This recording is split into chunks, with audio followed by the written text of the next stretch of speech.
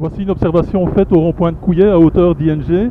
Vous allez voir que le feu pour piétons ne possède pas de période de temporisation. Et ça explique en partie, bien entendu, et pas uniquement, les problèmes de mobilité à cet endroit de la N5.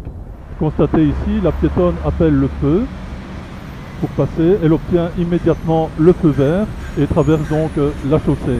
En principe, il y a une période d'environ 1 minute 15, c'est une mesure que j'ai prise à la pharmacie de la Cascade et à d'autres endroits. Une période d'1 minute 15 entre deux appels de piétons. Donc ici voilà, la piétonne a terminé son passage et arrive justement, et c'est pas rare qu'il y en ait plusieurs qui se succèdent, un autre piéton qui va à son tour appeler le feu vert. Donc voilà, le feu est toujours rouge pour les voitures. Voilà, il passe au vert. Il y a environ 2 ou 3 voitures qui passent entre deux phases, puisque lorsque le piéton va maintenant appuyer sur le... Voilà, il a fait.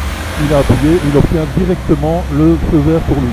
Donc il y a, vous avez vu, un camion et une voiture qui sont passés entre les deux phases. Le piéton traverse et je vais le suivre.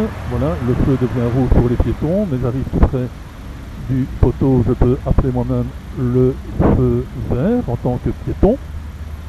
Voilà, j'attends que le feu soit au vert pour les voitures, ce qui est le cas, qui va être le cas dans quelques secondes. Voilà, et j'appelle directement le feu vert pour m'autoriser le passage. Et j'obtiens immédiatement le feu vert. Vous avez vu, il y a 3 voitures qui sont passées ici sur une phase. On peut bien entendu imaginer le problème de fluidité que ça pose, puisque après les 3 passages pour piétons successifs qui viennent d'avoir lieu ici, vous constatez que le rond-point est complètement bouché.